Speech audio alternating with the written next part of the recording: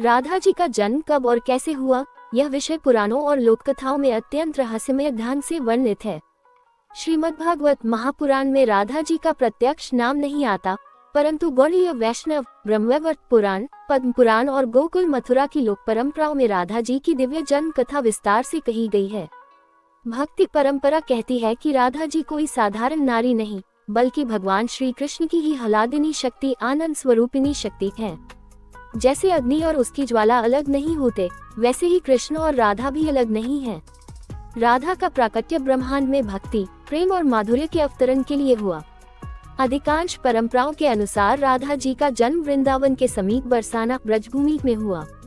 उनके पिता वृषभानु जी और माता कीर्ति देवी थी। बरसाना को आज भी राधा रानी की नगरी कहा जाता है। कथा मिलती है कि एक दिन वृषभानु जी यमुना तट पर स्नान करने गए। वहां उन्हें एक कमल पुष्प पर दिव्य आभा से युक्त एक कन्या दिखाई दी। उसकी आंखें बंद थीं, मानो वह संसार से परे ध्यानमग्न हो। वृषभानु जी ने उसे उठाया और अपनी पत्नी कीर्ति देवी को सौंप दिया। कीर्ति देवी ने उस बालिका को अपनी संतान के रूप में स्वीकार किया। यह बालिका ही राधा थी। राधा जी जन्म के समय आंखें बंद किए रही थी। वे तब तक नेत्र नहीं खोलती जब तक कि श्री कृष्ण ने गोपग्राम में जन्म नहीं लिया। जब नंद बाबा के घर गोकुल में श्री कृष्ण का जन्म हुआ और बालक का स्वरूप राधा जी के सामने लाया गया, तब राधा जी ने पहली बार अपनी आंखें खोली। उन्होंने कृष्ण के दर्शन कर अपनी मुस्कान बिखेरी और संसार को प्रेम का संदेश दिया। कीर्ति देवी और वृषभानु जी ने उस बालिका का नामकरण संस्कार बड़े वैभव से किया। उस समय महर्षियों ने कहा, ये कन्या समस्त ब्रह्मांड को आनंद और भक्ति का रस प्रदान करेगी।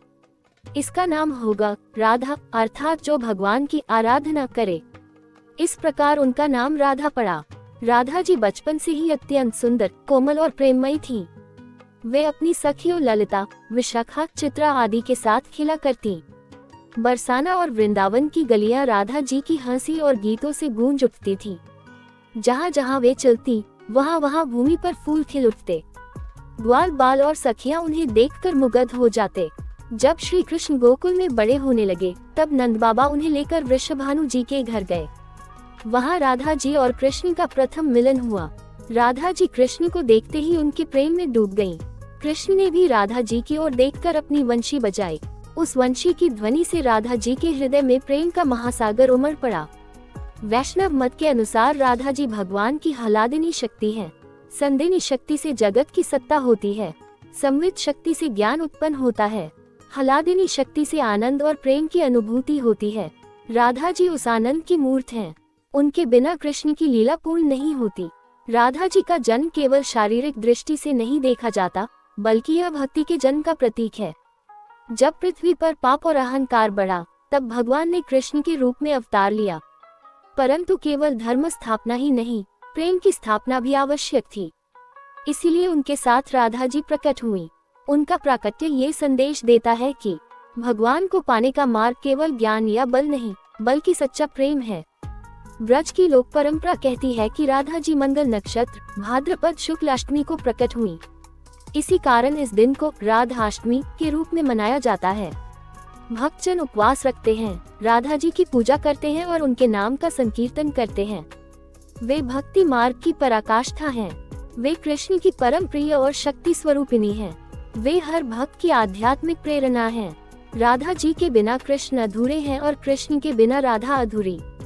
उनकी एकता आत्मा और परमात्मा के मिलन का प्रतीक है। राधा जी का जन्म लौकिक दृष्टि से बरसाना में हुआ, परंतु आध्यात्मिक दृष्टि से वे सनातन, अनादि और अनंत हैं। उनका जन्म दिवस केवल एक तिथि नहीं, बल्कि प्रेम और भक्ति का अवतरण है। राधा जी ने अपनी आंखें केवल कृष्ण के दर्शन के लिए खोली, ये बताता है कि उनका अस्तित्व ही कृष्ण के लिए है। इस प्रकार राधा जी का जन्म संसार को ये सिखाने के लिए हुआ कि भगवान को पाने का एकमात्र मार्ग निर्मल प्रेम है।